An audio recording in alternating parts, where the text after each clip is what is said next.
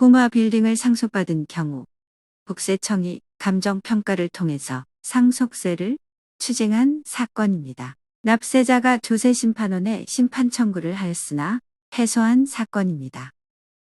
2019년 8월에 상속이 되어서 2020년 3월에 상속세 신고를 하였습니다. 부동산에 대해서 기준시가로 평가하여 신고를 한 사건입니다. 2020년 7월부터 11월까지 상속세 세무조사를 하였습니다. 국세청은 2개의 감정평가기관에 의뢰를 해서 심의를 거쳐서 2021년 1월에 상속세를 추가 징수하였습니다. 2021년 3월에 심판 청구를 한 사건입니다.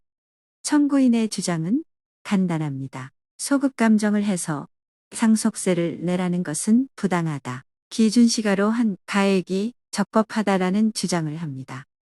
처분청의 주장도 간단합니다. 감정평가 금액으로 상속세를 내라는 것은 법적으로 문제가 없다.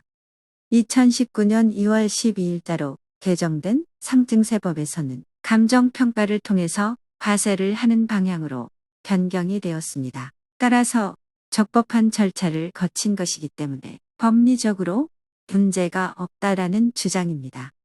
세법이 개정된 이유는 이른바 꼬마 빌딩의 경우 기준시가가 시세에 비해서 너무 낮게 평가되는 문제점이 있기 때문입니다.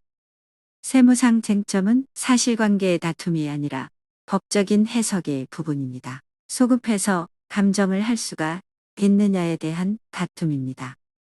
청구인은 기준시가로 상속세 신고를 했습니다. 국세청은 소급해서 감정평가를 했습니다. 국세청이 평가한 금액은 기준시가에 비해서 높습니다. 2019년 세법이 개정되면서 발생한 문제입니다. 조세심판원의 판단 논리도 간단합니다. 세법이 개정되었고 감정평가를 해서 과세할 수가 있는 법적 근거가 있기 때문에 문제가 없다는 것입니다. 가격 변동에 대해서도 특별한 사정도 없어서 청구인이 패소한 사건입니다. 상증세법 제60조는 평가의 원칙에 관한 규정입니다. 상증세법 제61조는 부동산에 대한 평가 원칙을 규정하고 있습니다. 상증세법 제76조는 결정과 경정에 관한 규정입니다. 상증세법 시행령 제49조는 평가의 원칙 등에 관한 규정입니다. 쟁점이 되고 있는 상증세법 시행령 제49조 제1항단서는 소급 감정을 허용하는 방향으로 개정이 되었습니다. 감정평가기관 2군데에서 감정평가를 해서 심의를 거치는 경우에는 과세할 수 있는 법적 근거를 마련하고 있습니다. 상증세법 시행령 제49조 2는 평가심의위원회 구성에 관한 규정입니다. 상증세법 시행령 제78조는 결정과 경정에 관한 규정입니다.